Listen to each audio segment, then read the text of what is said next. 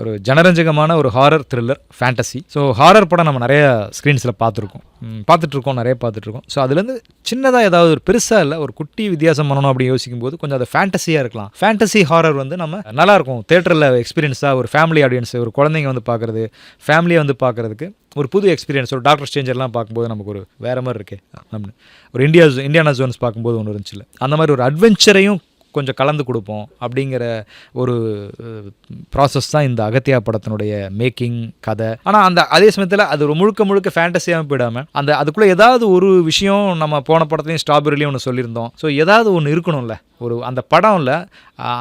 நான் அது ஒன்று வச்சுப்பேன், ஒரு கதையோ கவிதையோ படமோ ஒரு விதையை வந்து அது கண்டிப்பாக அது விதைச்சிடணுங்க. அது முளைக்கிது அவங்களுக்குள்ளங்கிறது வேறு, ஆனால் எல்லா விதையும் ஒரு நாள் முளைக்கும். ஸோ அப்படி இந்த கதை இந்த படம் கண்டிப்பாக ஒரு விதையை வந்து நிச்சயமாக படம் பார்த்துட்டு வெளில வரவங்களுக்குள்ள இது வந்து ரொம்ப ஆழமாகவே விதைக்கும் இந்த கதை. ஸோ அப்படிங்கிற நம்பிக்கை இருக்குது.